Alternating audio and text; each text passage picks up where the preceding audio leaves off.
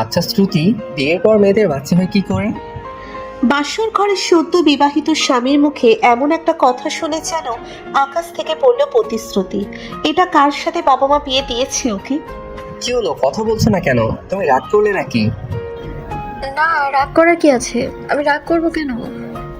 নিজের সর্বশক্তি কাজে লাগিয়ে চরম অনিচ্ছা সত্ত্বেও একটু মুচকি হাসল প্রতিশ্রুতি। তাহলে বলো না, কিভাবে হয় মেয়েদের বাচ্চা? আচ্ছা, প্রথম আমার সাথে মজা করছে না তো? দেখতে তো ভীষণ সহজ সরল, ইনোসেন্ট, যেন ভাজা মাছটা উল্টে খেতে জানে না, এমন টাইপের একটা ছেলে সে।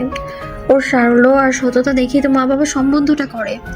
কিন্তু সরল বলে কোনো মানুষ এতটাও সরল হতে পারে যে স্বামী স্ত্রীর শারীরিক সম্পর্কে মানেই বোঝে না? এটাও কি সম্ভব এই যুগে? স্ত্রীর সাথে মজা করার মতো মানুষ নয় প্রথম, এটা খুব ভালো করেই জানে প্রতিশ্রুতি। প্রতিশ্রুতি লক্ষ্য করছে ওর স্বামীর হাত কাঁপছে। কি হলো, আপনার হাত পা কাঁপছে কেন? আপনি কি কোনোভাবে ভয় পেয়ে আছেন? না না, ভয় পাবো কেন? এটা আমার অনেক আগের একটা রোগ বলতে পারেন। রোগ? কিসের রোগ? মেয়েদের কাছাকাছি গেলেই কেন জানি না হাত পা কাঁপে আমার। জানি না কেমন হয় এটা। কেন, আগেও কি কোনো মেয়ের কাছাকাছি গিয়েছিলেন আপনি? আরে না, কি যে বলো না তুমি। তবে অনেকেই কাছে আসতে চেয়েছিল, কিন্তু আমার দুরবস্থা দেখে তারা নিজেরাই পালিয়ে যায়। ও তাই? আচ্ছা, আপনি সত্যি জানেন না কিভাবে বাচ্চা হয়? না, জানি না। এই যে ধরুন আমার বিয়ে হয়েছে আপনার সাথে, এখন কিছুদিন পরেও আমিও তো বাচ্চার মা হবো, তাই না? কিন্তু সেটা তো আর এমনি এমনি হবো না। তার জন্য তো আপনাকে সাহায্য করতে হবে আমায়, তাই না? সাহায্য? কি রকম সাহায্য? শ্রুতি ওর স্বামীর আরো কাছে গেলে তারপর ওর সাদা শার্টের বোতামের উপরে হাত দেয়। আগে এটাকে খুলতে হবে। কেন? এটা খুলতে হবে কেন? আরে খুলুন না, আমি যা বলবো এখন চুপচাপ তাই করবেন, আর কোনো কথা নয়। হুম? প্রথম তার শরীরের উপর থেকে শার্ট আর কালো ব্লেজারটা খুলে নিল। শ্রুতি তাকে একটা টান মেরেই নিচের উপরে ফেলে দিল। মুহূর্তেই হকচকিয়ে উঠল প্রথম। এটা কি করছো তুমি? খুব লজ্জা করছে তাই না? আচ্ছা, নিজের চোখ দুটো বন্ধ করুন, তবেই আর লজ্জা করবে না। এই বলে শ্রুতি প্রথমে জিন্সের বেল্টের উপরে হাত দিল। বেল্টটা খুলে নিল সে। ওর হাতের স্পর্শে সাপের মতো মোচড়াতে লাগলো প্রথম। এরপরে জিন্সটা নিচে টান দিয়ে খোলার চেষ্টা করতেই শ্রুতির উপর থেকে লাফ দিয়ে উঠে পড়ল প্রথম। ছি ছি ছি, তোমায় ভালো মেয়ে মনে করেছিলাম আমি। এ কি অসভ্যতা করছো তুমি? আমার জামা কাপড় খুলে কি করতে চাইছো এসব? আমি থাকবো না এই ঘরে। এই বলে ঘর থেকে বেরিয়ে গেল প্রথম। শ্রুতি ওর চলে যাবার দিকে চেয়ে রইল। এমনিতেও সারাটা দিন ভীষণ ঝামেলার ভেতরে পার হয়েছে। প্রচুর ঘুম পাচ্ছে তার। এক রাশ হতাশা আর ভারাক্রান্ত মন নিয়ে ঘুমিয়ে পড়ল সে। স্বামীর জন্য আর অপেক্ষা করলো না। আর অপেক্ষা করেই বা কি হবে? এমন হাবা গোবা মানুষের সাথে বাবা মা বিয়ে দিয়েছে ওর, না জানি ভাগ্যে কি আছে। সকালবেলা ঘুম ভাঙতেই দেখতে পাই প্রথম বিছানায় নেই। ভাবলো হয়তো সে আগেই উঠে গেছে। হঠাৎ বিছানার ওপরে রাখা টিভি রিমোটের ওপরে চাপ পড়তেই টিভিটা অন হয়ে গেল। নিউজ চ্যানেলে একটা লাইভ টেলিকাস্ট হচ্ছে। ঘটনাটা হলো, একটা মেয়েকে গতকাল রাতে ধর্ষণ করা হয়েছে। আর সেটা কোনো সিরিয়াল রেপিস্টের কাজ, যে কিনা প্রতিদিন রাতে সবার আড়ালে মেয়েদের ধর্ষণ করে মেরে ফেলে। পুলিশ এখনো পর্যন্ত তার কোনো হদিশ পায়নি। কিন্তু এইবার সেই সিরিয়াল রেপিস্টকে শনাক্ত করা যাবে হয়তো, কারণ মেয়েটার লাশের পাশেই একটা ঘড়ি পাওয়া গেছে। পুলিশের ধারণা এটা ওই রেপিস্টের ঘড়ি। জুম ক্যামেরায় ঘড়িটা দেখানো হচ্ছে। প্রতিশ্রুতি অবাক হয়ে গেল ঘড়িটা দেখে। হ্যাঁ আল্লাহ, এটা কি দেখছি আমি? এই ঘড়িটাই তো কালকে প্রথমের হাতে দেখেছি আমি। তবে কি ও না না, সেটা কি করে সম্ভব? না না, এইসব কি ভাবছি আমি? একটা ঘড়ি তো কিছুতেই সবকিছু প্রমাণ হতে পারে না। দেখতে একই রকম অনেকগুলো ঘড়ি তো থাকতেই পারে। ওটা অন্য কারোর হবে হয়তো। কিন্তু প্রশ্ন হলো, প্রথম কোথায় গেল? যাই হোক না কেন, রুম থেকে বেরিয়ে পড়ল প্রতিশ্রুতি। তারপর গোসল সারার জন্য বাথরুমের দিকে গেল। এমনিতে যদিও সকাল সকাল গোসল করার মতো কিছুই ঘটেনি রাতে। গোসল সেরে এসে কিছুক্ষণ পরেই সে বেডরুমে উপস্থিত হলো। এসেই দেখে ভেতরে প্রথম দাঁড়িয়ে আছে। হঠাৎ তাকে দেখে বেশ অবাক হলো প্রতিশ্রুতি। কি ব্যাপার, সারাত কোথায় ছিলেন আপনি? বাইরে ছিলাম। বাইরে ছিলেন সেটা তো আমিও জানি, কিন্তু সেই বাইরেটা কোথায়? মায়ের ঘরে ছিলাম, তার সাথেই ঘুমিয়েছি। আপনি এখনো মায়ের কাছে ঘুমান? কেন ঘুমাই তো, কাল আপনি যে অসভ্যতা করলেন আমার সাথে, তারপরও আপনার সাথে রাত কাটাতাম কি করে? আমি অসভ্যতা করেছি আপনার সাথে? তা নয় তো কি, আমি একটা পুরুষ মানুষ, আপনি মহিলা, আপনার সাথে জামা কাপড় খুলবো কেন আমি? সত্যি আপনি না বড্ড অসভ্য আছেন। ও গড, কে রে? এই ছেলে নাকি এখনো মায়ের কাছে ঘুমায়? আচ্ছা তাও ঠিক আছে, ঘুমোতেই পারে, কিন্তু স্বামী স্ত্রীর সম্পর্কে মানে বোঝে না। বাবা মা এটা কার সাথে বিয়ে দিল আমার? একদিনের সাথে কাটাতে না কাটাতে আমার লাইফটা হেল করে দিল একেবারে। আচ্ছা শোনো, আমার ওয়ালেটটা দাও। ওয়ালেট কোথায় আছে? ওই তো ড্রয়ারে, আর এই নাও চাবি, আর হ্যাঁ চাবিটা এখন থেকে তোমার কাছেই রেখো। প্রথমের হাত থেকে চাবিটা নিয়ে ড্রয়ার খুলল প্রতিশ্রুতি। তারপরে তাকে ওয়ালেটটা বের করে দিল। চাবিটা রেখেই রুম থেকে হন হন করে বেরিয়ে যায় প্রথম। হঠাৎ ড্রয়ারের ভিতরে একটা জিনিস দেখে চোখ আটকে গেল প্রতিশ্রুতি। জিনিসটাকে উঠিয়ে চোখের সামনে ধরলো। একটা ভাঙা চশমা। চশমাটার এক প্রান্ত ভেঙে আছে। এমনিতে সব ঠিক আছে, শুধু একটা ফ্রেমে গ্লাস নেই, জায়গাটা ফাঁকা। একটা বিষয় বেশ খটকা লাগতে লাগলো প্রতিশ্রুতির। আজ থেকে 3 বছর আগের কোনো এক রাতের ঘটনা। প্রতিশ্রুতির জীবনের সব থেকে ভয়ানক অধ্যায় রচিত হয় সেই রাতে, যা মনে পড়লে আজও তার শরীর শিউরে ওঠে। সেই রাতে এক অজ্ঞাতনামা ব্যক্তির হাতে ধর্ষণ হয় প্রতিশ্রুতি। সে ঘটনা ওর জীবনের মোড়ই পাল্টে দিয়েছিল। ওর শ্বশুরবাড়ির লোক সে ব্যাপারে কিছুই জানে না, তাদের জানতে দেওয়া হয়নি। কিন্তু সেদিনের ধর্ষণের সাথে চশমার কি সম্পর্ক, চলুন জেনে নেওয়া যাক। তখন রাত প্রায় 8টা। স্কুল থেকে বাড়ি না ফিরে নিজের এক আত্মীয়কে দেখতে হসপিটালে যায় প্রতিশ্রুতি। হসপিটাল থেকে বেরোতে প্রায় সন্ধ্যা হয়ে যায়। বাসার উদ্দেশ্যে গাড়ি খুঁজতে থাকে সে। প্রায় আধা ঘন্টা পার হয়ে যায়, কোনো গাড়ি পাওয়া গেল না। হঠাৎ একটা ট্যাক্সি পেয়ে গেল। উৎসাহী ড্রাইভারকে ভাড়া পর্যন্ত জিজ্ঞেস না করে সে ট্যাক্সিতে উঠে পড়ে। প্রতিশ্রুতি লক্ষ্য করলো গাড়ির ভিতরে আরো একজন লোক বসে আছে। বলে রাখি তখন শীতকাল ছিল। লোকটা একটা কোট আর ক্যাপ পরিহিত। এমন ভাবে তার মুখমণ্ডল ঢাকা ছিল যে বাহির থেকে কিছুই বোঝা যাচ্ছিল না। ড্রাইভার আপন করে তার গাড়ি চালাচ্ছিলেন।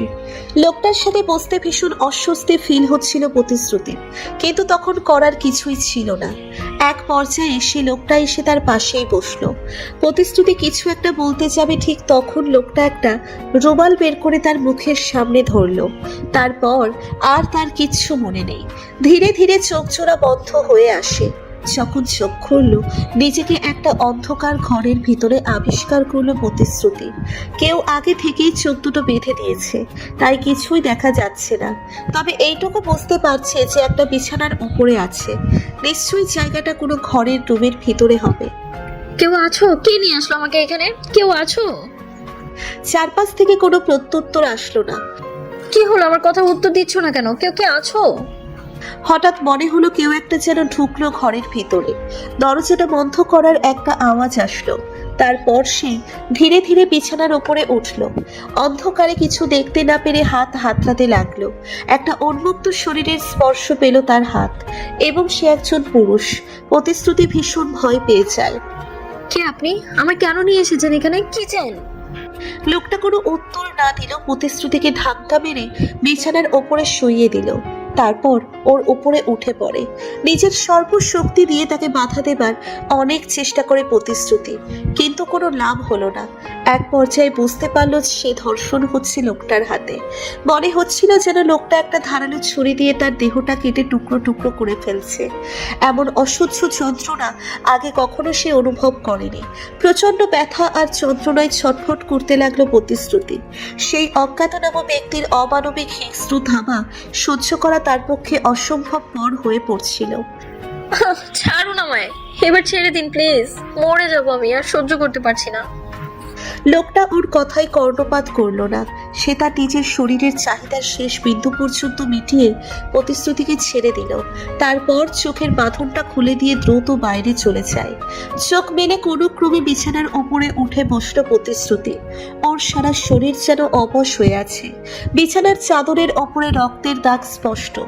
একটু পরে পাশেই একটা চশমার ভাঙা অংশ চোখে পড়ে প্রতিশ্রুতির।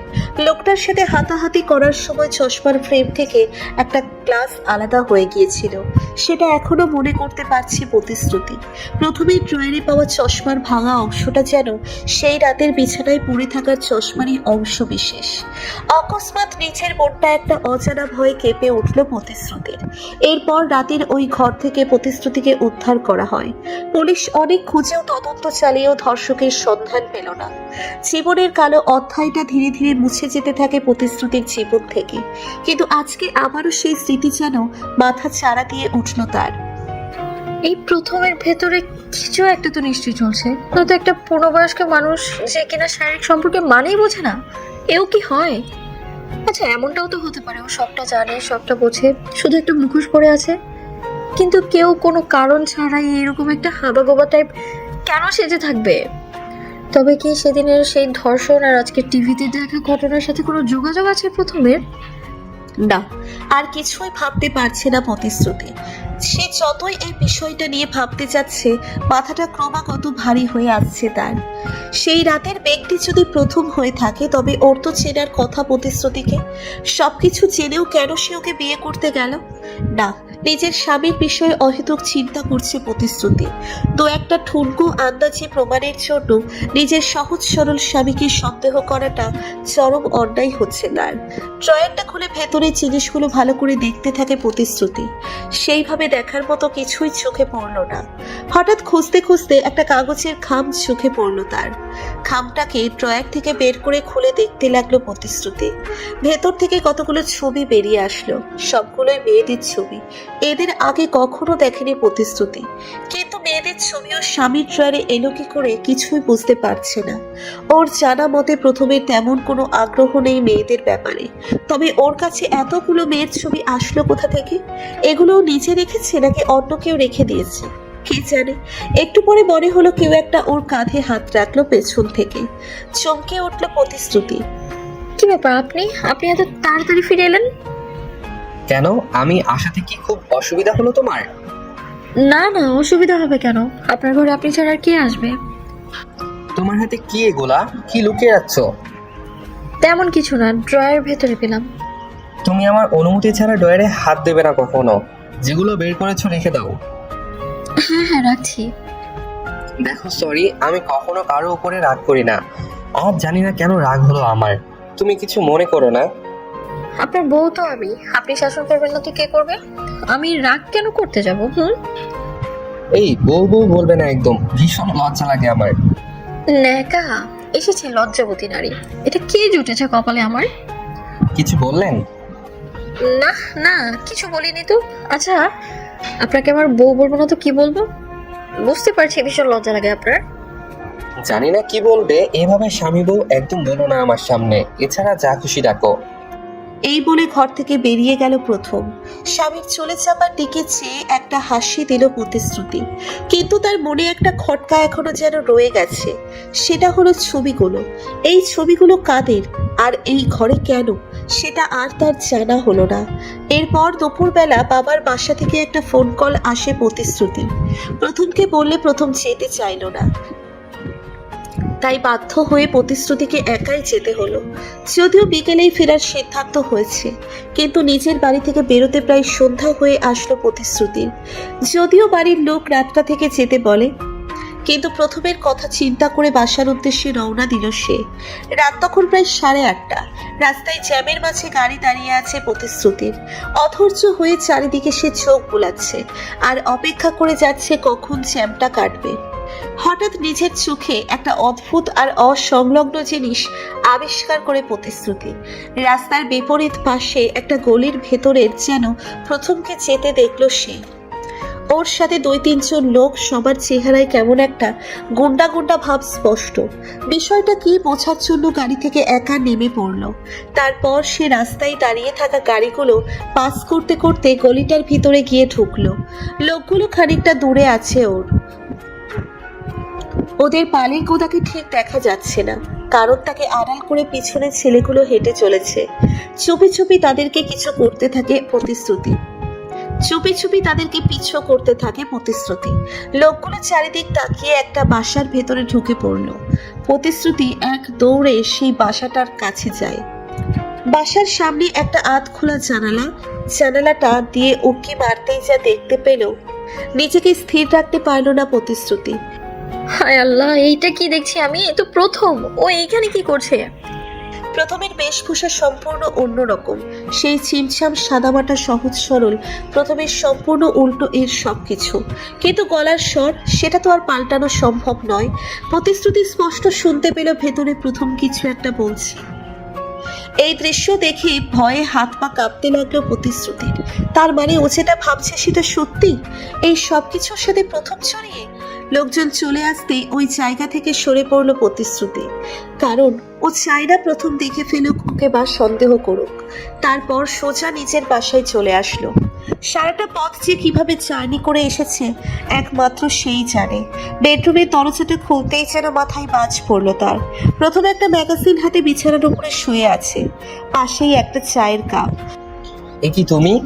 এই তোমার বিকালে আসা হলো? বেডরুমের দরজাটা খুলতেই যেন মাথায় বাজ পড়লো প্রতিশ্রুতির। প্রথমে একটা ম্যাগাজিন হাতে বিছানার উপরে শুয়ে আছে, পাশেই একটা চায়ের কাপ। আপনি আপনি এইখানে? হ্যাঁ, এখানে। না তো কি অন্য কোথাও থাকার কথা ছিল নাকি আমার? না, এটা হতে পারে না, এটা হতে পারে না, কিছুতেই না। বিড়বিড় করে কি বলছো এগুলা? আমি তো বুঝতে পারছি না কিছুই। আর তুমি এভাবে আমতা আমতা করছোই বা কেন? আপনি কখন আসলেন ঘরে? কখন আসলাম মানে কি? আমি তো সন্ধ্যা থেকেই বাসায় আছি। তুমি আসতে লেট করেছো বলে ভীষণ টেনশন হচ্ছিল। ইভেন ফোন করেছিল কয়েকবার, দেখো রিসিভ করনি তুমি। প্রতিশ্রুতির মাথার ওপর দিয়ে যাচ্ছে সবকিছু। একটু আগে নিজের চোখে প্রথমকে দেখে এসেছে সে, এখন কিনা প্রথম দিব্যি বসে আছে ওর সামনে। সব থেকে বড় কথা, প্রথমের ব্যবহার দ্বারা বিন্দুমাত্র মনে হচ্ছে না ও কিছু একটা লুকাচ্ছে। সেই রকম কিছু হলে ওর চোখ মুখে সেই ছাপ স্পষ্ট ফুটে উঠত।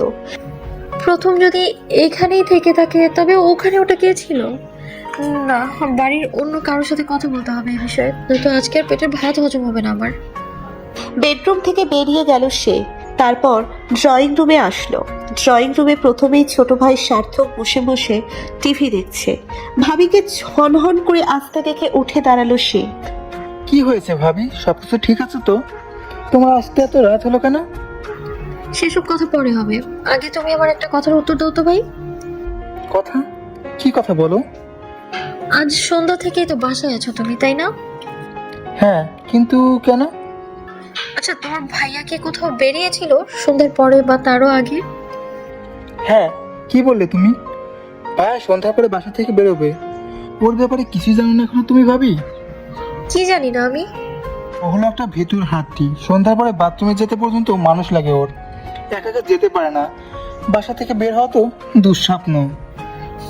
বুঝেছি। আচ্ছা, আজকে বেরিয়েছিল কেন বলো? না, আমি তো দেখিনি।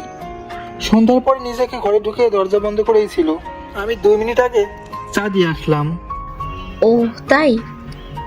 আচ্ছা, তুমি এই প্রশ্ন কেন করছো সেটা তো বললে না। ভাইয়াকে বাইরে দেখছিলে নাকি? না, কিছু না, তুমি টিভি দেখো, আমি আসছি।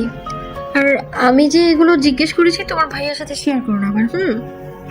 আচ্ছা, বলবো না। সার্থক আবার টিভি দেখায় মনোনিবেশ করে। প্রতিশ্রুতি সিঁড়ি বেয়ে উপরে চলে গেল। পরের দিন সকালবেলা টিভি খুলতেই আরও একটা ব্রেকিং নিউজ, আবারও একটা পরিকল্পিত ধর্ষণ এবং খুন। যদিও এবার অপরাধীর থেকে কোনো ক্লু শনাক্ত করা যায়নি। সব থেকে অবাক করা ব্যাপার, ধর্ষণটা সেই জায়গায় হয়েছে যেখানে প্রথমকে গতকাল রাতে দেখেছিল প্রতিশ্রুতি। সেই জায়গায় গত রাতে একটা মেয়েকে ধর্ষণ করে খুন করা হয়েছে। পুলিশের ধারণা এটা ওই সিরিয়াল রেপিস্টের কাজ। হন্যে হয়ে পুলিশ খুঁজছে তাকে, কিন্তু কোনো কাজ হচ্ছে না। অপরাধী এত পরিকল্পিত আর সূক্ষ্মভাবে কাজগুলো করছে, পুলিশ তার পর্যন্ত পৌঁছানোর কোনো রাস্তা খুঁজে পাচ্ছে না। প্রথম খুন খারাপি, রক্তারক্তি, ধর্ষণ এগুলো সহ্য করতে পারে না। প্রতিশ্রুতি লক্ষ্য করলো টিভি নিউজ দেখে ভীষণ ভয় পেয়ে আছে সে। এমন একটা মানুষ ধর্ষণের মতো কাজ করতে, এটা সত্যিই বড্ড অবাস্তব আর অবিশ্বাস্য। বিকেলবেলা বাড়ির ছাদে বসে আছে প্রতিশ্রুতি। একা বসে বসে পুরো দিনের ঘটনাগুলোর কথা ভাবছে সে। হঠাৎ নিচের দিকে চোখ পড়তেই দেখতে পায় প্রথম গ্রাউন্ড ফ্লোর থেকে বেরিয়ে রাস্তার সামনে এসে দাঁড়ালো। তারপর চারিদিকটা ভালো করে তাকাতে থাকে। ওর আচরণ বড্ড সন্দেহজনক মনে হচ্ছে প্রতিশ্রুতির কাছে।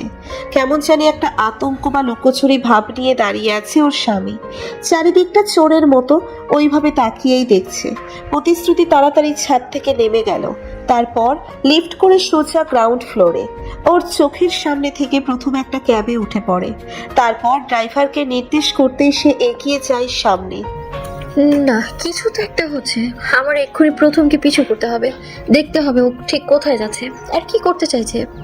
এখন আর হাত পা গুটিয়ে বসে থাকলে চলবে না। তারপর সেও একটা ট্যাক্সি করে প্রথমকে ফলো করতে থাকে। রাস্তায় গাড়ির সংখ্যা কম ছিল বলে খুব সহজেই প্রথমকে ফলো করা যাচ্ছিল, নয়তো এতক্ষণে হয়তো গাড়ির ভিড়ে হারিয়ে ফেলতে হতো। হঠাৎ মনে হলো প্রথম গাড়িটা থেমে গেল। কাছে এসে দেখলো সত্যিই তাই, গাড়ি থামিয়ে প্রথম একটা বিল্ডিংয়ের ভেতরে ঢুকলো। ঢোকার আগে চারপাশটা তাকিয়ে নিল সে। এই দৃশ্য দেখে প্রতিশ্রুতিও তার গায়ে থামিয়ে বিল্ডিংটার সামনে এসে দাঁড়ায়। সে ভাবছে এখন তার ভেতরে যাওয়া ঠিক হবে কিনা। কি করব বুঝতেই পারছি না। ভেতরে যাব না, এখানেই দাঁড়িয়ে থাকবো। কিন্তু এইখানে দাঁড়িয়ে থাকলে ভেতরে কি হচ্ছে জানবো কি করে? আর প্রথম ওই বা লুকিয়ে একা একা এমন একটা ফাঁকা জায়গায় কেন আসলো জানতেই হবে আমায়। নিজের মন থেকে অনুমতি নিয়ে বিল্ডিং এর ভিতরে ঢুকলো প্রতিশ্রুতি। বিল্ডিং এর কাজ এখনো শেষ হয়নি, ভেতরে তেমন লোকজন আছে বলেও মনে হচ্ছে না। এমন একটা জায়গায় প্রথমের কি কাজ মাথাতেই ঢুকছে না। ধীরে সন্তর্পণে পা টিপে টিপে এগিয়ে যেতে লাগলো প্রতিশ্রুতি। কোথাও প্রথমকে দেখা যাচ্ছে এটা নিশ্চিত, কোথাও প্রথমকে দেখা যাচ্ছে না, তবে এই বিল্ডিং এর ভেতরেও ঢুকেছে এটা নিশ্চিত। হঠাৎ একটা পায়ের আওয়াজ ভেসে আসলো প্রতিশ্রুতির ভেতর থেকে। আচমকা ভয় আটকে উঠল সে। পেছনে তাকাতে যাবে ঠিক তখন পেছন থেকে তার মাথায় সজোরে আঘাত করলো। মুহূর্তেই একটা অস্ফুট চিৎকার দিয়ে মাটিতে লুটিয়ে পড়লো প্রতিশ্রুতি। চোখ মেলেই নিজেকে একটা রুমের ভেতরে আবিষ্কার করলো প্রতিশ্রুতি। মাথায় প্রচন্ড ব্যথা করছে তার, তবে জায়গাটা ভীষণ পরিচিত মনে হলো তার কাছে। মনে হচ্ছে আগেও যেন এই জায়গাতে এসেছে, কিন্তু এই অবস্থায় ঠিক মনে করতে পারছে না। একটু পরে ঘরের ভেতরে কেউ এসে ঢুকলো। লোকটাকে দেখেই মুহূর্তেই চমকে উঠলো প্রতিশ্রুতি। একে তুমি? আমি তোমার বাড়িতে এলাম কি করে? তার আগে বলো, ওই বিল্ডিং এ কি কাজ ছিল তোমার? আর কারা ছিল ওরা? কেউ একটা তোমার মাথায় আঘাত করে ফেলে রেখেছিল। কি বলবো আর আমি। আচ্ছা তুমি আমায় বাঁচিয়ে এনেছো তাই না, কিন্তু তুমি ওই জায়গাটা কি করে পৌঁছলে? কি করে পৌঁছালাম মানে? আমি ওখানে ছিলাম। তুমি তো আমার পেশাটা জানো নাকি আমার সাথে সেটা ভুলে গেছো? আমি তোমাকে আজও ভুলিনি নির্জন, আর তুমি যে একজন ইঞ্জিনিয়ার সেটাও ভুলিনি। বাহ, ধন্য হলাম তোমার মুখে নিজের নামটা উচ্চারিত হতে শুনে। ইনসাল্ট করছো আমায়? তোমায় ইনসাল্ট করার স্পর্ধা আছে আমার। তবে কি অভিমান করছো আমার উপরে? অভিমান? কার উপর অভিমান করার জন্য অধিকারের প্রয়োজন হয় শ্রুতি। আমার কি সেই অধিকার আছে তোমার উপর অভিমান করার? আমি এখন কি হই তোমার? আজ হয়তো অধিকার নেই, কিন্তু একদিন তো ছিল। বলছো ও ছিল বলছো? তা ভালো, এখন পর্যন্ত সবকিছু বলে মনে রেখে দিয়েছো। একদম মজা করো না আমার সাথে please. Okay, sorry. By the way, তুমি তো এখনো বললে না ওই বিল্ডিং এ কেন গেলে তুমি? আর ওরা কারা ছিল তোমায় আঘাত করে ওভাবে? আমি জানি না ওরা কারা ছিল। হ্যাঁ জানো না, কিন্তু একটা আন্দাজ তো করতে পারো নাকি? দেখো, আমি বিল্ডিংটা দেখার কাজেই আজকে গিয়েছিলাম ওখানে। গিয়ে দেখি তুমি অজ্ঞান মেঝেতে পড়ে আছো, আর তখন 2 বা 3 জন লোক বেরিয়ে যায় সেখান থেকে। তোমার দিকে অ্যাটেনশন দেবার কারণে তাদেরকে ধরতে পারলাম না। নির্জন প্রতিশ্রুতির প্রাক্তন প্রেমিকা। ওদের একসময় দুজনের দুজনকে নিয়ে ঘর বাঁধার স্বপ্ন ছিল, কিন্তু বিধিবাম কোনো কারণে সেই স্বপ্ন আর পূরণ হলো না। প্রতিশ্রুতি আজ অন্য ঘরের বউ। সে কি করে নির্জনের কাছে নিজের স্বামীর উপরে সন্দেহের কথা বলবে? সেটা মোটেও সমীচীন হবে না। তবে ওই বিল্ডিং এ প্রথম ছিল এটা তো নিশ্চিত। প্রতিশ্রুতিকে আঘাত কে করলো, আর আঘাত যখন করলোই সেটা প্রথমের কোনোভাবে চোখে পড়লো না। চোখে পড়লে আজ আর এই মুহূর্তে নিজের প্রাক্তন প্রেমিকের ঘরে শুয়ে থাকতে হতো না প্রতিশ্রুতিকে। তুমি কি কিছু ভাবছো শ্রুতি? আচ্ছা, হতে পারে তোমার কোনো প্রাইভেট বিষয়। আমি প্রশ্ন করে বিব্রত করতে চাই না তোমায়। আমি শুধু চাই তুমি সুস্থ থাকো আর ভালো থাকো। একটা প্রশ্ন করি তোমায়, কিছু মনে করো না। বলো। বিয়ে করোনি নাকি এখনো সিঙ্গেল? বিয়ে? আসলে শ্রুতি, কি মনে হয় জানো, আমার ভাগ্যে সংসার করা নেই। যদি থাকতো আজকে। যে থেমে গেলে কেন? কি আজকে? না কিছু না, আমার মনে তোমার এখন বেরোনো উচিত। জানি যেতে অনেক কষ্ট হবে, তাও যেতে হবে। তুমি আমায় পৌঁছে দেবে একটু? তোমার শ্বশুরবাড়ির লোকজন, বিশেষ করে তোমার স্বামী, আমাদের একসাথে দেখলে মাইন্ড করবে না তো আবার? না, ওরা সেরকম মানুষ নয়, কেউ কিছু মনে করবে না। আচ্ছা চলো, দেখা যাক কি হয়। নির্জন সত্যিই খুব ভালো মনের মানুষ। প্রতিশ্রুতি ভাবতেও পারেনি ও বিয়ের পরেও এতটা ভালো ব্যবহার করবে ওর সাথে। তাও আজকে এক প্রকার জীবন বাঁচালো। প্রতিশ্রুতি সৃজনের সাথে বাইরে বেরিয়ে পড়লো। ওরা দুজনে একটা ট্যাক্সি নেয়। বাসায় পৌঁছতে পৌঁছতে প্রায় ঘন্টা খানেক লাগলো। নির্জন যদিও বাসা পর্যন্ত গেল না, রাস্তার মোড়েই ছেড়ে দিয়ে আসলো প্রতিশ্রুতিকে। মাথায় ব্যান্ডেজ নিয়ে মাথায় ঢুকলো প্রতিশ্রুতি। প্রথম নিজের স্ত্রীকে আহত অবস্থায় দেখে বেশ ঘাবড়ে গেল। শ্রুতি, কি হয়েছে তোমার? তুমি আঘাত পেলে কি করে? আমার কি হয়েছে না হয়েছে সেটা আপনার না জানলেও চলবে। তার আগে বলুন, আপনি আজকে বাসা থেকে বেরিয়ে কোথায় গিয়েছিলেন? এ কি হলো? তুমি এভাবে রেগে কথা বলছো কেন? আমি কোথায় গিয়েছিলাম মানে? আমি স্পষ্ট দেখেছি আপনাকে বাসা থেকে বেরিয়ে যেতে। মিথ্যে বলার একদম চেষ্টা করবেন না। আমি কোথাও যাইনি শ্রুতি, বিশ্বাস করো আমায়। আর তুমি আমার সাথে এভাবে কথা বলছো কেন? কি হয়েছে বলবে? না, কিছু হয়নি, আমি ঠিক আছি। কিছু হয়নি মানে? তোমার মাথায় ব্যান্ডেজ কেন? বলছি, আগে এক গ্লাস পানি আনুন আমার জন্য প্লিজ, খুব তেষ্টা পেয়েছে। প্রথম কিচেনে ছুটে যায় পানি আনার জন্য। প্রতিশ্রুতি প্রথমকে যতই দেখছে ততই অবাক হচ্ছে। কতটা কেয়ারিং ও। স্ত্রীকে আহত অবস্থায় দেখে ওর চেহারায় বদলে গিয়েছে একেবারে, যেন নিজের সবটুকু উজাড় করে দিতে চাইছে। এমন একটা মানুষকে সন্দেহ করতেও মন বাধা দিচ্ছে প্রতিশ্রুতি। কিন্তু আজকে সে প্রথমকে নিজের চোখে সন্দেহজনকভাবে বেরিয়ে যেতে দেখেছে। ওর সেই দেখা মিথ্যে হয় কি করে? একটু পরে প্রথম এক গ্লাস পানি নিয়ে ছুটে আসলো। প্রতিশ্রুতি পানির গ্লাসটা হাতে নিয়েই ঢকঢক করে পুরোটা সাবার করে দিল। তারপর ধীরে ধীরে সোফার উপরে গিয়ে বসে। আচ্ছা কি হয়েছে এবার তো বলো। তোমার মাথায় আঘাত লাগলো কি করে? কি করেছে এই অবস্থা তোমার? আমি জানি না। জানো না? জানো না মানে কি? আমি সত্যিই জানি না। কিন্তু কেউ তোমাকে কেন মারতে যাবে? আর বাঁচালোই বা কে তোমায়? আমি বলতে চাইছি তোমার চিকিৎসা কে করলো? নির্জন আমায় দেখতে পেয়ে ওর বাসায় নিয়ে যায়, সেখানেই ট্রিটমেন্ট হয় আমার। নির্জন? নির্জনকে? নির্জন আমার পুরনো এক বন্ধু। মাঝখানে দীর্ঘদিন পরিচয় ছিল না ওর সাথে। আজকে বহু বছর পরে ওকে দেখা গেল। ওই আমায় উদ্ধার করে ওর বাসায় নিয়ে যায়। ও আচ্ছা, বুঝতে পারলাম। কিন্তু তুমি কখনো আমায় সে ভদ্রলোকের কথা তো বলোনি। বলিনি, কারণ বলার প্রয়োজন হয়নি। তাছাড়া আমিও নিজেও ওকে ভুলে গিয়েছিলাম, মাথায় ছিল না ওর কথা। আচ্ছা, যা হয়েছে হয়েছে। তুমি ভালোই ভালোই বাসায় ফিরে এসেছো, এই অনেক। এবার বেডরুমে চলো, রেস্ট নেবে। প্রথম প্রতিশ্রুতিকে নিয়ে বেডরুমে চলে গেল। তারপর ওকে বিছানায় শুইয়ে দেয়। প্রতিশ্রুতি এখন পুরোপুরি সুস্থ বলা যায়। এদিকে তখন সন্ধ্যা হয়ে এসেছে প্রায়। একটু পরে নির্জনের কল আসলো প্রতিশ্রুতির ফোনে। এমনিতেও প্রথম নেই এখন রুমে, তাই নির্দ্বিধায় ফোন রিসিভ করলো প্রতিশ্রুতি। পাশে পৌঁছে যেত ঠিক মতো? হ্যাঁ, পৌঁছেছি। শরীরে কি অবস্থা এখন তোমার? এই তো মোটামুটি, অনেকটাই ভালো। কি করছো এখন? খাবার দাবার খেয়েছো কি? না, এখনো খাইনি। প্রথম আমার হাজবেন্ড আর ওর ছোট ভাই, ওরা দুজন রান্না করছে। বাহ, ভালোই তো। ওরা তোমার খুব টেক কেয়ার করে, তাই না? হ্যাঁ, করে তো। আচ্ছা, তুমি কোথায় এখন? বাসায়? না, আমি অফিসে আছি, একটু পরে বাসায় ফিরবো। ঠিক আছে, কাজ শেষ করে বাসায় যাও। আমি দেখি ওদের কত দূর হলো। ওকে, গুড বাই, টেক কেয়ার। ফোনটা রেখে কিচেনের দিকে গেল প্রতিশ্রুতি। ওদের রান্না বান্না কমপ্লিট হয়ে গেছে ইতিমধ্যে। সবাই খেয়ে দিয়ে যে যার রুমে চলে যায়। সার্থক ওর ঘরে আছে। এদিকে প্রথমার প্রতিশ্রুতি ওদের ঘরে। তখন রাত 10টা ওভার। তুমি কিন্তু আমাকে সেই জিনিসটা শেখালে না। কোন জিনিসটা? আরে ওই যে সেদিন বাসরাতে তোমায় যেটা জিজ্ঞেস করেছিলাম। ও, মেয়েদের সন্তান কি করে হয়, তাই তো? হুম। কি করে শেখাতাম? আপনি তো নিজেই আমাকে কতগুলো কথা শুনিয়ে উঠে গেলেন। ওটা তো লজ্জার কারণে বলেছিলাম। তো আজ কি লজ্জা করছে না? হ্যাঁ করেছে, তবে কম, একটু একটু। আপনি আমার সাথে মজা করছেন তাই না? আমি জানি আপনি সব জানেন, সব বুঝতে পারেন, শুধু শুধু বোকা বানালেন আমায়, তাই না?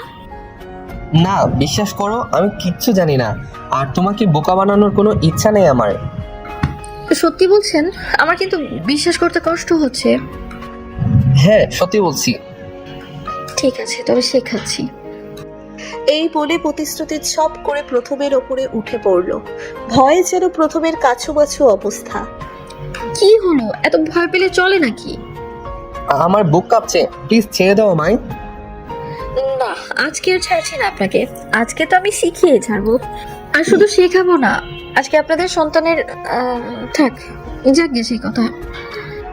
প্রতিশ্রুতি প্রথমে শার্টটা খুলে ফেলল, এরপর ওর মুখের কাছাকাছি গিয়ে ঠোঁটের ওপরে একটা চুমু দিল। যে পুরুষ কোনো মহিলার সংস্পর্শে এতটা নাজেহাল হয়ে পড়ে, সে আর যাই হোক রেপ করতে পারে না, তাও সিরিয়াল রেপিস্টের মতো কিছু। এটা অসম্ভব। যাই ঘটে যাক না কেন, প্রথমের ওপর থেকে সব সন্দেহ যেন দূরীভূত হয়ে যাচ্ছে প্রতিশ্রুতি। প্রথমে লজ্জা আর ভয় কেটে যাচ্ছে ধীরে ধীরে। প্রতিশ্রুতি দুহাতে দিয়ে শক্ত করে জড়িয়ে ধরল নিজের স্বামীকে। তারপরে তার মাথাটাকে চেপে নিচের গলার অঞ্চলের সাথে মিলিয়ে একাকার করে নিল। প্রথম একটা চাদর টেনে নেয় ওদের দুজনের ওপরে। এরপরে আর কারো মুখ থেকে কোনো কথা বেরোলো না, শুধু ভালোবাসার আদান প্রদানের পালা বদল চলতে থাকে। তার রেশ ধরে মাঝে মাঝে নরম খাটের বিছানাটা আন্দোলিত হচ্ছিল, তার সাথে সাথে দুজন নরনারীর নিঃশ্বাসের শব্দ। রাত প্রায় 1টা। হঠাৎ ঘুম ভেঙে গেল প্রতিশ্রুতির। পাশ ফিরেই দেখে প্রথম নেই বিছানায়। বুকটা যেন ধরফর করে উঠল তার। কি হলো ব্যাপারটা? এত রাতে প্রথম কোথায় গেল? বাথরুমে গেলেও ও তো একা যায় না কখনো। লাইটটা অন করে চারিদিক খুঁজতে লাগলো প্রতিশ্রুতি। ঠিক তখন একটা ফোন কলের মৃদু আওয়াজ আসলো। এটা তো প্রথমের ফোনের রিংটোন মনে হচ্ছে, তার মানে ওর ফোন ঘরেই আছে। ফোনটা আর কোথাও না, প্রথমের বালিশের নিচেই ছিল, তাই শব্দটা স্পষ্ট আসছিল না। কৌতূহল বশত ফোনটা রিসিভ করে প্রতিশ্রুতি। অপাশ থেকে একটা সুপরিচিত কণ্ঠ ভেসে এসলো তার কানে। কণ্ঠস্বরটা শুনে যেন মাথায় বাজ পড়লো প্রতিশ্রুতির। নিজের কানকে বিশ্বাস করতে পারছে না সে, কারণ আওয়াজটা আর কারণ নয়, নির্জনের ছিল। তার মানে নির্জনের প্রথমেরা একে অপরকে চেনে, কিন্তু সেটা কি করে সম্ভব হতে পারে? আর ওরা একে অপরকে চিনবেই যখন, দুজনের কেউ স্বীকার করলো না কেন সেটা? কি এমন সম্পর্ক আছে ওদের দুজনের মধ্যে? কিন্তু এই সময় আর এত রাতে প্রথম কোথায় গেল? প্রতিশ্রুতি খুঁজতে থাকে তাকে। হঠাৎ অন্ধকারে কারোর সাথে একটা ধাক্কা খেলো সে। অমনি আটকে উঠলো সে। কে কে এখানে? আমি প্রথম, তোমার হাজবেন্ড। আপনি আপনি এত রাতে কোথায় গিয়েছিলেন? আমি এদিকে খুঁজে মরছি আপনাকে। কোথায় আর যাব, একটু ছাদে গিয়েছিলাম। আপনি ছাদে গিয়েছিলেন রাতে, আর তাও একা একা? আচ্ছা এখন কি অন্ধকারে দাঁড়িয়ে দাঁড়িয়ে কথা বলবে? আগে ঘরে চলো। প্রথম আর প্রতিশ্রুতি ওদের বেডরুমে আসলো। প্রতিশ্রুতির হাতে নিজের ফোনটা দেখে বেশ অবাক হলো প্রথম। এ কি, এটা তো আমার ফোন, তুমি আমার ফোন নিয়ে কি করছো? কেন, ফোনটা ধরে কি খুব অন্যায় করে ফেলেছি? নাই, অন্যায়ের কথা জানি না, তুমি আমার ফোন ধরলে কেন? আগে তার উত্তর দাও।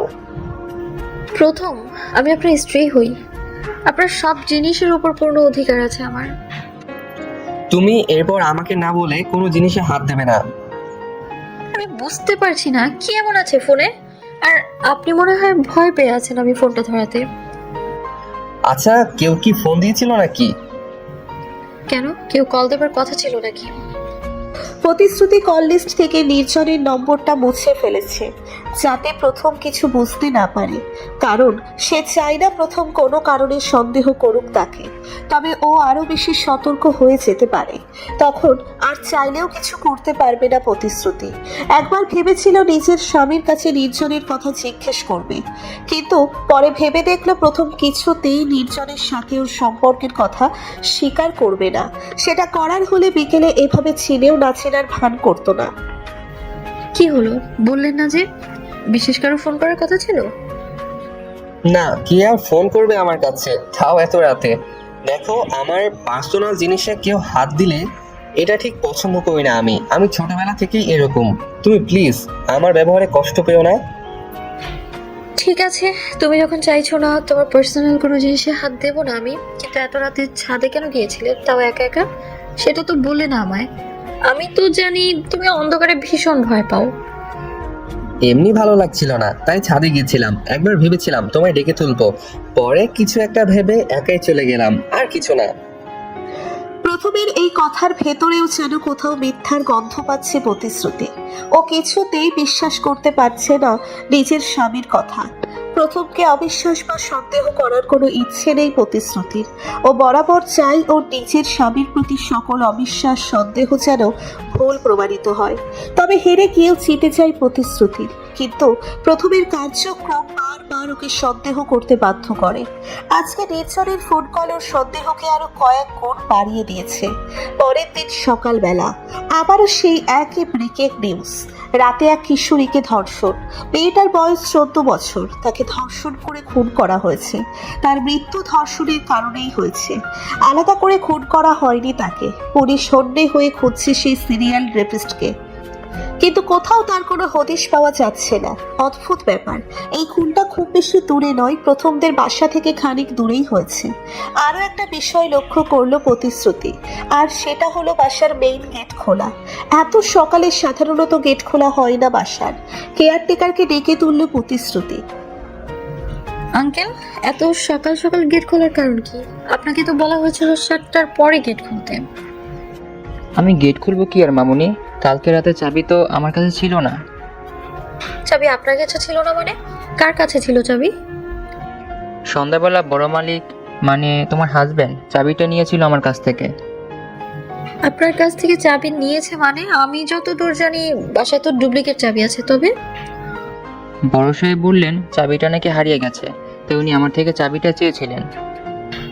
আচ্ছা, আপনি চাবি নেবার কারণ জিজ্ঞেস করেননি? না, জিজ্ঞাসা করিনি তো। আর আমি কেনই বা জিজ্ঞাসা করতে যাবো মামুনি? মালিকের নিশ্চয়ই কোনো কাজ ছিল, তাই নিয়েছে। আচ্ছা, বুঝতে পেরেছি, আপনি যান। প্রতিশ্রুতি নিশ্চিত প্রথম রাতে বাইরে বেরিয়েছিল। কিছুই মাথায় ঢুকছে না প্রতিশ্রুতির। তার মানে ওর ছাদে যাওয়ার কথা মিথ্যে ছিল? কিন্তু এত বড় একটা মিথ্যে কেন বললো প্রথম? না, প্রথমকে বড্ড ছাড় দেওয়া হয়ে যাচ্ছে। ওকে এবার কিছু জিজ্ঞেস করতেই হবে। ওর থেকে রাতে বাসা থেকে বেরিয়ে যাওয়ার কারণটা জানতেই হবে, তাতে যাই হয়ে যাক। এই ভেবে প্রতিশ্রুতি গেট থেকে বাসার সিঁড়ির দিকে পা বাড়াবে, ঠিক তখন একটা লোক এলো। তার হাতে একটা পার্সেলটা প্রতিশ্রুতির নামে। লোকটা পার্সেল দিয়েই চলে যায়। গেটের সামনে দাঁড়িয়ে এই পার্সেলটা খুলল প্রতিশ্রুতি। এর ভেতরে একটা চিঠি আছে মনে হচ্ছে। খোলার পরে তার ধারণা সঠিক প্রমাণ হলো। চিঠিটা খুলতেই দেখলো ভেতরে কয়েকটা লাইন লেখা। 249টা ডাল আর একটা মাত্র রেপ বাকি, তবেই 250 হবে। আর এটাই হবে আমার জীবনের শেষ রেপ, আর সেটা তোমার দ্বারা পূর্ণ হতে চলেছে। তৈরি থেকো। লেখাগুলো পড়ে ভয় আর আতঙ্কে হাত পা কাঁপতে লাগলো প্রতিশ্রুতির। চিঠিটা কে পাঠালো তার কাছে? তার কোনো নাম বা ঠিকানা উল্লেখ নেই। তবে যেই পাঠাক না কেন, সে যে একজন ভয়ানক সাংঘাতিক লোক, এই বিষয়ে কোনো সন্দেহ নেই। হঠাৎ প্রতিশ্রুতির মনে হলো কেউ যেন ওর সামনে এসে দাঁড়ালো। মুহূর্তেই চমকে উঠল সে। কি হলো? এত সকালে গেটের সামনে দাঁড়িয়ে কি করছো? না, কিছু না। কিছু না মানে? এমনি এলাম। আচ্ছা, তোমার হাতে কি ওটা? না, কিছু না। কিছু না বললেই হলো? আমি স্পষ্ট দেখতে পাচ্ছি একটা চিঠির মতো কিছু আছে তোমার হাতে। আরে এটা তেমন গুরুত্বপূর্ণ কিছু না, ছেড়ে দাও। ঠিক আছে, দেখাও আমাকে। হ্যাঁ, দেখবো। তার আগে বলো তো, গতকাল রাতে কোথায় গিয়েছিলে তুমি? গত রাতে গিয়েছিলাম মানে? কোথায় যাব আমি? দেখো, আমি কিন্তু কেয়ারটেকারের কাছ থেকে জেনেছি গেটের চাবিটা তোমার কাছে ছিল, আর সকালে এসেই দেখতে পেলাম গেটটাও খোলাই আছে। তার মানে কি দাঁড়ালো? তুমি কি সন্দেহ করছো আমায় কোনো কারণে? না, তোমার সন্দেহ করবো আমি? শুধু এইটুকুই জানতে চাইছি, রাতে কোথায় গিয়েছিলে তুমি? তুমি তো জানো গত রাতে একটা ধর্ষণ হয়েছে আমাদের এলাকায়। হ্যাঁ, নিউজে দেখলাম, কিন্তু রাতে কোথাও যাইনি আমি। গেটটা আমি কিছুক্ষণ আগেই খুললাম। ইনফ্যাক্ট সার্থক বের হয়েছিল জগিং করতে। তুমি তো জানো ও সকালে জগিং এ বের হয়, আজ একটু আগেই বের হয়েছিল মনে হয়। এবার কাগজটা দেখাও। আচ্ছা, আগে বাসায় চলো, পরে দেখাচ্ছি। এবার চলো। প্রতিশ্রুতি নিজের স্বামীকে কোনো রকম একটা বুঝ দিয়ে বাসায় নিয়ে গেল। প্রথমকে এই চিঠিটার ব্যাপারে কিছুই বলতে চায় না সে, তবে সমস্যা আরো বাড়তে পারে। আগে সে জানতে চায় চিঠিটা ঠিক কে পাঠিয়েছে, কার ইন্ধন আছে এই ব্যাপারে। কিন্তু যাই হয়ে যাক না কেন, মন থেকে ভয়টা যেন কিছুতেই কাটছে না প্রতিশ্রুতি। না জানি কখন কি হয়ে যায়, একটা অজানা বিপদের আশঙ্কায় প্রহর গুনতে হচ্ছে তাকে। এভাবে সারাটা দিন কেটে গেল। রাতের বেলা প্রায় 1:30টার দিকে ঘুম ভেঙে গেল প্রতিশ্রুতির। হঠাৎ মনে হলো ও নিজের বাড়িতে নেই, একটা গাড়ির ভিতরে আছে সে, আর গাড়িটা চলছে। সবকিছু একটা দুঃস্বপ্নের মতো মনে হতে লাগলো প্রতিশ্রুতির কাছে। কিন্তু না, ধীরে ধীরে বুঝতে পারলো যা ঘটছে সব সত্যি। কেউ প্রতিশ্রুতিকে একটা ট্যাক্সিতে বন্দি করে কোথাও নিয়ে যাচ্ছে, কিন্তু কোথায় নিয়ে যাচ্ছে আর কে নিয়ে যাচ্ছে কিছুই বুঝতে পারছে না সে। প্রতিশ্রুতি এটাও বুঝতে পারছে ওকে অজ্ঞান করা হয়েছিল, আর অজ্ঞান করেই গাড়িতে তোলা হয়েছে। চিৎকার করবার মতো শক্তিটুকু পাচ্ছে না সে এই মুহূর্তে। গাড়িটা অনেকক্ষণ পরেই থেমে গেল। দুজন অপরিচিত লোক এসে প্রতিশ্রুতিকে গাড়ি থেকে নামিয়ে নিল। তারপর একটা বাসার ভেতরে চলে যায়। জায়গাটা বেশ পরিচিত লাগছে প্রতিশ্রুতির কাছে। এ তো সেই ঘরটা যেখানে প্রথমবার ধর্ষণ করা হয়েছিল তাকে। তার মানে আগের বার যে ব্যক্তি ধর্ষণ করেছিল তাকে, এটা তারই কাজ। তবে কি সকালবেলা চিঠিটা এখান থেকে এসেছিল? কেউ আছো? আমার কথা শুনতে পাচ্ছ কেউ? কেন নিয়ে এসেছো আমায় এখানে? কি হলো? কথা বলছেন না কেন? দেখো, আমার সাথে চালাকি করার চেষ্টা করো না একদম। আমি জানি তুমি একজন সিরিয়াল রেপিস্ট। দিনের পর দিন মেয়েদের ধর্ষণ করে তুমি তাদের খুন করছো। কেন করছো এগুলো? কি উদ্দেশ্য তোমার? আমার সামনে এসো। এই তুমি এত কথা বলছো কেন? চুপ করবে? কি ভেবেছো তোমার চিৎকার চেঁচামেচি শুনে কেউ তোমার সাহায্য করতে ছুটে আসবে? যদি তাই ভেবে থাকো তবে তুমি ভুল করেছো। কে কে তুমি? আমায় এখানে নিয়ে এসেছো কেন? আমি তোমাকে নিয়ে আসিনি, যা করার আমাদের বস করেছে। আর একটু অপেক্ষা করো, তিনি একটু পরেই চলে আসবেন। বস? কে বস তোমাদের? সেটা নিজেই দেখতে পাবে, অবশ্য তিনি যদি চান। তবে হ্যাঁ, শুধু এটুকু জেনে রাখো, তোমার সাথে সেটাই হবে যেটা বাকিদের সাথে হয়েছে। নিজের চরম সর্বনাশের জন্য অপেক্ষা করতে থাকো। ভয় আর আতঙ্কে প্রতিশ্রুতির প্রাণ ওষ্ঠাগত প্রায়। ওর অনুমান তার মানে সত্যি। ভয়ঙ্কর কিছু ঘটতে চলেছে প্রতিশ্রুতির সাথে। প্রতিশ্রুতি জানে না কে ওকে নিয়ে এসেছে ওখানে, আর ও নিজের বাড়ি থেকে অজ্ঞান অবস্থায় গাড়ির ভিতর চলে আসলো এটাও জানা নেই। প্রথমদের বাড়ি থেকেই তাকে কিডন্যাপ করা হয়েছে, এটা তো ঠিক। কিন্তু প্রথম, সার্থক, অন্যান্য লোকজনেরা কোথায় ছিল তখন? বাসার এত মানুষের চোখের আড়াল থেকে অন্য কেউ এসে প্রতিশ্রুতিকে কিডন্যাপ করলো কি করে? বিশেষ করে প্রথম, কিছুই মাথায় ঢুকছে না প্রতিশ্রুতির। একটু পরে দরজার বাইরে সেই লোকটা আবারও বলে উঠল, এই তো বস এসে গেছে, বস এসে গেছে আমাদের। প্রতিশ্রুতির কানে রুমের দরজাটা খোলার শব্দ কারোর কানে ভেসে আসলো, সাথে পায়ের আওয়াজ। ভীষণ পরিচিত যেন সেই পায়ের আওয়াজ তার। অন্ধকারে কিছুই বোঝা যাচ্ছে না। লোকটা ধীরে ধীরে ঘরের ভিতরে ঢুকলো, পা টিপে টিপে এগিয়ে যেতে লাগলো প্রতিশ্রুতির দিকে। কে কে তুমি? সাহস থাকলে আমায় দেখা দাও। এভাবে অন্ধকারে লুকিয়ে আছো কেন? আমার কাছে আসবে না, একদম কাছে আসবে না। দূরে থাকো, আমার থেকে একদম দূরে থাকো। লোকটা আরো কাছে আসলো প্রতিশ্রুতির। তারপর প্রতিশ্রুতির সাথে ধস্তাধস্তি শুরু হয় তার রীতিমতো। লোকটা প্রতিশ্রুতির সাথে খারাপ কিছু করতে চাইছে, কিন্তু কিছুতেই যেন পেরে উঠছে না ওর সাথে। পেছনের দিকে এগোতে এগোতে কিছু একটা হাত স্পর্শ করলো প্রতিশ্রুতির। সে বুঝতে পারলো লোহার ভারী কোনো জিনিস মনে হচ্ছে। নিজেকে বাঁচানোর একটা শেষ চেষ্টা করতেই হবে, তাতে যা হবার হোক। এই ভেবে সেই রডটা উঠিয়ে সজোরে লোকটার মাথায় আঘাত করলো। মুহূর্তে আটকে উঠল সে। প্রতিশ্রুতি বুঝতে পারলো তার মাথা ফেটে গেছে হয়তো। লোকটা একটু একটু করে নির্জীব হয়ে আসছে। সে প্রতিশ্রুতির উপরে জোর জবরদস্তি করার শক্তি হারিয়ে ফেলছে যেন। এটাই পালানোর মোক্ষম সুযোগ। এর দুর্বলতার সুযোগ দিয়ে পালাতে হবে প্রতিশ্রুতিকে। লোকটাকে ধাক্কা মেরে ফেলে দিয়ে বিছানা থেকে উঠে পড়লো প্রতিশ্রুতি। তারপর এক দৌড়ে দরজার দিকে গেল। অদ্ভুত ব্যাপার, সেই লোকটা আর নেই সেখানে, তাই পালাতে আর অসুবিধে হলো না প্রতিশ্রুতির। বাড়িটা থেকে বের হয়ে সোজা রাস্তায় বেরিয়ে পড়লো প্রতিশ্রুতি। তারপর ছুটতে লাগলো। নিজের দীর্ঘশ্বাসের আওয়াজ নিজেই শুনতে পাচ্ছে সে। ছুটতে ছুটতে হঠাৎ সে রাস্তার মাঝখানে হোঁচট খেয়ে পড়লো। মনে হলো প্রথমের গলার আওয়াজ শুনলো। শ্রুতি, শ্রুতি, তুমি এখানে? এত রাতে রাস্তায় কি করছো তুমি? আপনি এখানে এলেন কি করে? আরে আমি খুঁজে মরছি তোমায়। এত রাতে তুমি বাসা থেকে বের হলে কেন বলো আমায়। আমি বাসা থেকে বের হইনি, কেউ জোর করে নিয়ে এসেছিল আমায়। কি বলছো কি তুমি এগুলো? কে জোর করে তোমায় আমার বাসা থেকে তুলে এনেছে? কে সে? তার নাম বলো। আমি দেখিনি তাকে, তবে সে এখনো আছে, পালাতে পারেনি নিশ্চয়ই। আপনি জানেন সে আর কেউ নয়, পুলিশ যে সিরিয়াল রেপিস্টকে খুঁজে বেড়াচ্ছে সে সেই ব্যক্তি। ও মাই গড, কি বলছো তুমি এগুলা?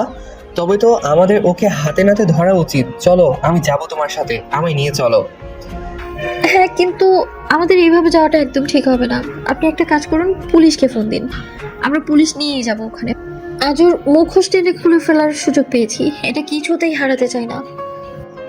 একদম ঠিক বলেছ, আমি পুলিশকেই ফোন করছি। কিন্তু তার ভেতরে ও যদি পালিয়ে যায়? না, ও পালাতে পারবে না, আমি নিশ্চিত। আপনি তাড়াতাড়ি ফোন করুন। প্রথম পুলিশ স্টেশনে কল করলো। আধা ঘন্টা বাদে পুলিশ আসে। প্রতিশ্রুতি পুলিশ নিয়ে সেই বাড়িটাই পৌঁছে গেল, সাথে তার স্বামী প্রথমের দিকে তাকাতে পারছে না প্রতিশ্রুতি। বেচারা নিজের বউকে খুঁজতে খুঁজতে আধমরা অবস্থা। সেই বেডরুমের ভেতরে যেখানে প্রতিশ্রুতিকে ধর্ষণের চেষ্টা করা হয়েছিল সেখানে উপস্থিত হয় সবাই। রুমের লাইট অন করা হলো। সবাই দেখতে পাচ্ছে একটা লোক খাটের উপর উপুর হয়ে পড়ে আছে। পুলিশ এগিয়ে গেল তার দিকে। তারপর লোকটাকে ধরে চিৎ করে শুইয়ে দেওয়া হলো। তার চেহারা দেখে আঁতকে উঠল প্রতিশ্রুতি। এ তো নির্জনকে এই জায়গায় আর এই অবস্থায় দেখতে হবে স্বপ্নেও ভাবতে পারিনি প্রতিশ্রুতি। তার মানে সিরিয়াল রেপিস্ট আর কেউ নয়, নির্জন, প্রতিশ্রুতির প্রাক্তন প্রেমিক। আর প্রতিশ্রুতি ওর হাতেই ধর্ষিতা হয়েছিল আগে। পা থেকে যেন ধীরে ধীরে মাটি সরে যাচ্ছে প্রতিশ্রুতির। নিজেকে কিছুতেই সামলাতে পারছে না সে। ইতিমধ্যেই প্রেস মিডিয়া একত্রিত হলো। লাইট ক্যামেরায় গোটা বাড়ি ঘিরে যায়। আর সেটা হবারই কথা। প্রায় 250 ধর্ষণ এবং খুন করা এক সিরিয়াল রেপিস্ট হাতে নাতে ধরা পড়েছে। এর থেকে বড় ব্রেকিং আর কি হতে পারে? বাড়ির সামনে প্রথমের সাথে দাঁড়িয়ে আছে প্রতিশ্রুতি। ভেতরে ডাক্তার দিয়ে নির্জনকে সুস্থ করানো হচ্ছে। একটু পরে গ্রেপ্তার অবস্থায় নির্জনকে নিয়ে বেরিয়ে আসলো পুলিশ। প্রতিশ্রুতি ভয়ে তাকাতে পারছে না ওর দিকে। নির্জন প্রচুর চিৎকার চেঁচামেচি করছে। আমাকে ছেড়ে দিন, আমি কিছু করিনি, ছেড়ে দিন আমায়, আমি কিছু জানি না। প্রতিশ্রুতি, বাঁচাও আমায়, আমায় ভুল বোঝো না, আমি তোমাকে দর্শন করতে চাইনি, আমি কোনো ক্ষতি করিনি তোমার, বিশ্বাস করো। নির্জনের কথাগুলো শেলের মতো বিদ্ধ হচ্ছে প্রতিশ্রুতির কানে। একবার নির্জনের দিকে তাকিয়ে মুখ ফিরিয়ে নিল সে। যখন নির্জনকে গাড়িতে তোলা হয় শেষবারের মতো দেখার জন্য একবার ফিরে তাকালো প্রতিশ্রুতি। হঠাৎ একটা অদ্ভুত আর খটকা বিষয় তার চোখে পড়ল। আর সেটা হলো নির্জনের মাথায় কোনো আঘাতের চিহ্ন নেই, ও এমনিতেই অজ্ঞান ছিল। কিন্তু প্রতিশ্রুতির এখনো স্পষ্ট মনে আছে সে ওই ব্যক্তির মাথায় চুরি লোহা দিয়ে বাড়ি মেরেছিল। তাড়াহুড়োতে পুলিশকে সেই কথা বলতেই ভুলে যায়। সেই আঘাতের চিহ্ন এভাবে কি করে গায়েব হয়ে যেতে পারে? একটা অজানা আশঙ্কায় বুকটা কেঁপে উঠল প্রতিশ্রুতির। নির্জনকে পুলিশের গাড়িতে তুলে দিয়ে যাওয়া হলো। এদিকে প্রতিশ্রুতির মাথায় একটা বিষয় ঘুরপাক খাচ্ছে শুধু, আর সেটা হলো সেই দাগটার কথা। দাগটা এইভাবে নির্জনের মাথা থেকে উধাও হয়ে গেল কি করে, এটাই বুঝতে পারছে না সে। একটু পরে প্রতিশ্রুতি আর প্রথম ওদের বাসায় চলে গেল। তখন প্রায় ভোর রাত, এখনো সকাল হতে অনেকটা বাকি। বাড়িতে এসে শুয়ে পড়ল সবাই। এমনিতেই সারা রাত ধকল গিয়েছে সবার ওপর দিয়ে।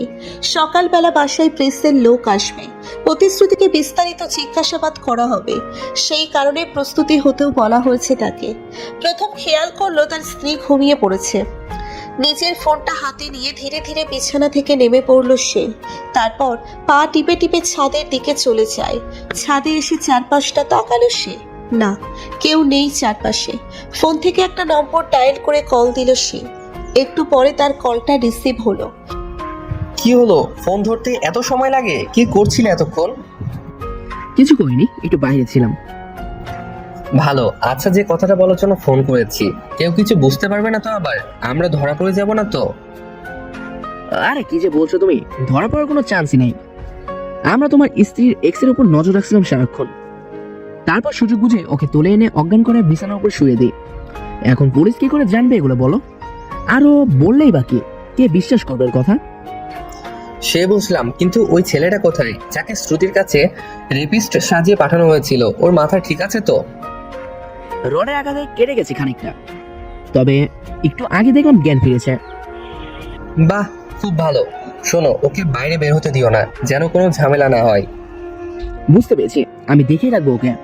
তুমি চিন্তা করো না। আর শোনো, যখন তখন ফোন দিও না আমায়, আমি প্রয়োজন পড়লে ফোন করে নেব। পাক্কা। সেদিন রাতে তো তোমায় ফোন করতে গিয়ে বিপদে পড়ে গেছিলাম আমি। বিপদ? কিসের বিপদ? আরে বলতে ভুলে গেছিলাম, সেদিন রাতে ফোন দিলাম, কিছুতেই ফোন রিসিভ করছিলে না তুমি। হঠাৎ ফোন রিসিভ হলো, সেটা তুমি ছিলে না, কোনো মহিলা কণ্ঠ ছিল, তোমার ওয়াইফ হবে নিশ্চয়। তারপর তারপর কি হলো? তারপর আর কি হবে, আমি ভয় পেয়ে ফোন কেটে দিলাম। আমার মনে হয় আমার কণ্ঠ শুনে উনি অন্য কাউকে ভেবেছিলেন, তাই চুপ ছিলেন কিছুক্ষণ। ভালো করেছো, এমন উল্টাপাল্টা কাজ করো না আর কখনো। যা করার ভেবেচিন্তে করবে। ঠিক আছে। Okay bye, take care. হঠাৎ প্রথমে মনে হলো কেউ নিচে নেমে সিঁড়ির দিয়ে। সর্বনাশ, আড়ি পেতে ওর কথাগুলো শুনে নিল না তো কেউ। একটু পরে আবার কিছু একটা পড়ার শব্দ হয়। প্রথমে সন্দেহ আরো দৃঢ় হয়, তার মানে কেউ নিশ্চয়ই ছিল এখানে, আর সে হয়তো সমস্ত কথা শুনে নিয়েছে। তাড়াহুড়োতে ছাদের গেটটা অফ করা হয়নি। ধুর, কি যে একটা বোকামি হয়ে গেল। প্রথম ছুটে গেল নিচের দিকে, কারো পায়ের আওয়াজ শুনতে পাচ্ছে সে, আর সে দৌড়চ্ছে। প্রথমের কাছে এবার সবটা পরিষ্কার হয়ে গেল। সে স্পষ্ট দেখতে পেল প্রতিশ্রুতি ছুটে নিচের রুমের দিকে চলে গেল। তার আর বুঝতে বাকি রইল না ওটা প্রতিশ্রুতিই ছিল। তার মানে ও লুকিয়ে সবটা শুনে নিয়েছে। দৌড়ে বেডরুমের দিকে ছুটে চলল প্রথম। ও পৌঁছতে পৌঁছতে প্রতিশ্রুতি ঘরের দরজাটা বন্ধ করে দিল। প্রথম ভীষণ রেগে যায় এটা দেখে। শ্রুতি, দরজা খোলো, দরজা খোলো বলছি। না, খুলবো না, আমি দরজা খুলবো না। তুমি দরজা খুলবে নাকি আমি দরজা ভাঙবো? তুমি যা খুশি করে নাও, আমি দরজা খুলবো না।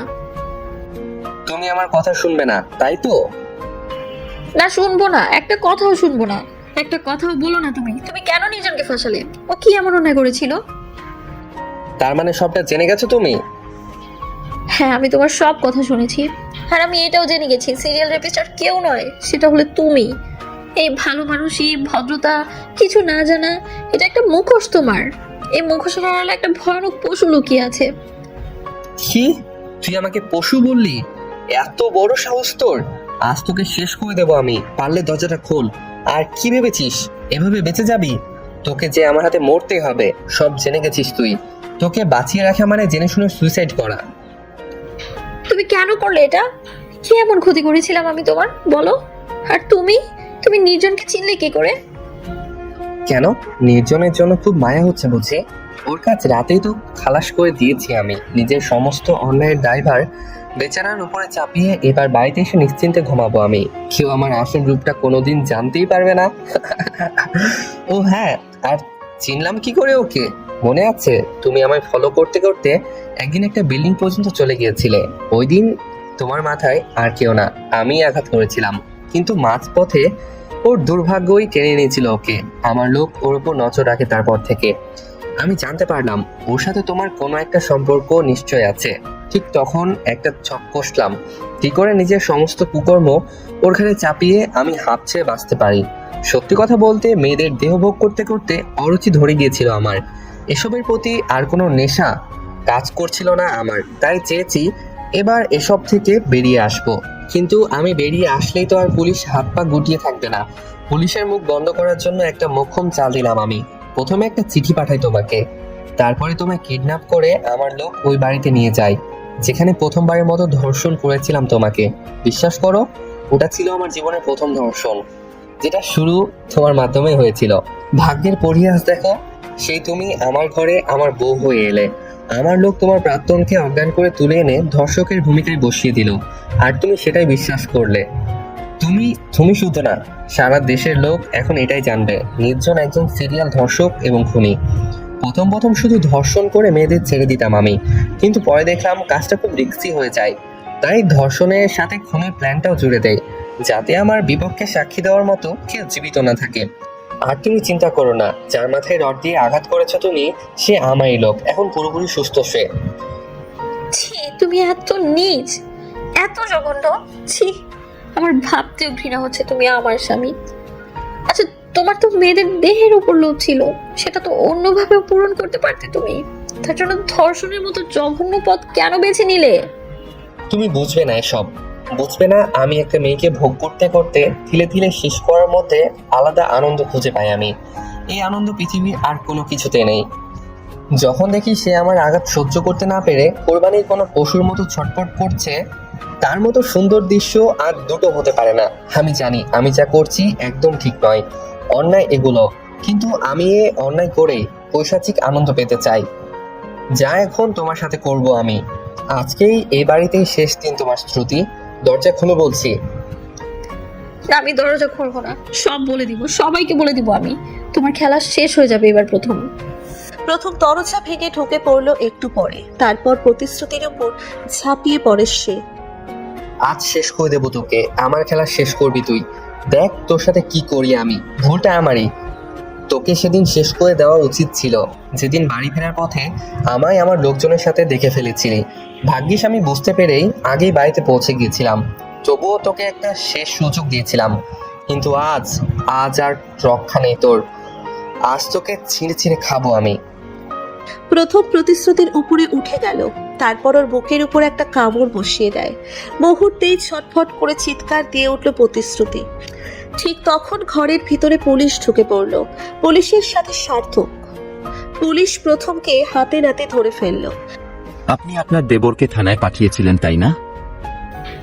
হ্যাঁ, আমি ছাদে দাঁড়িয়ে ওর সকল কথা শুনে নিয়েছিলাম। আমার সাথে আমার দেবর ছিল তখন, আর দেরি না করে আমি ওকে থানায় পাঠিয়ে দিলাম। অনেক অনেক ধন্যবাদ আপনাদের যে আপনারা যথাসময়ে চলে আসলেন। এরপর পুলিশ প্রথমকে গ্রেফতার করে থানায় নিয়ে গেল। প্রথমকে রিমান্ডে নেওয়া হয়। তার ভেতরে প্রথমের সাঙ্গপাঙ্গদের পর্যন্ত পৌঁছে যায় পুলিশ। প্রথম সবটা স্বীকার করতে বাধ্য হয়। তারও কিছুদিন পরে নির্জনকে সমস্ত অভিযোগ থেকে মুক্ত করে দিল আদালত। আর অনবরত খুন আর ধর্ষণের অপরাধে প্রথমের উপর মৃত্যুদণ্ড কার্যকর করার আদেশ দেওয়া হয়। আর ওর সাঙ্গপাঙ্গদের বিভিন্ন মেয়াদের সাজা দেওয়া হলো। এর 1 বছর পরে হাসপাতালের বেডে শুয়ে আছে প্রতিশ্রুতি। ওর পাশে এক সদ্য নবজাতক। একটু পরে নির্জন এসে কেবিনে ঢুকলো। ছেলেকে দেখেই মুখে হাসি ফুটে উঠল তার। কি খবর লিটল নির্জন? কথা বলো না তো, তোমার লিটল ঘুম হচ্ছে। আচ্ছা, ওর তো একটা নাম রাখতে হবে। এখন কিছু ভাবলে তুমি? না, এখনো ভাবিনি। আচ্ছা, তুমি একটা নাম ঠিক করে দাও না। আমি কি নাম দেব? যা খুশি দাও, যেটা ভালো লাগে তোমার। হ্যাঁ, পেয়েছি। আচ্ছা, ওর নাম তিয়াস রাখলে কেমন হয়? তিয়াস? বাহ, খুব সুন্দর নাম। আমার তো হ্যাপি পছন্দ হয়েছে নামটা। তাহলে তো আর কথাই নেই, এটাই লক করে দিলাম। নির্জন তার ছেলের তিয়াস নাম দিল। 1 বছর আগে প্রতিশ্রুতিকে বিয়ে করেছে নির্জন।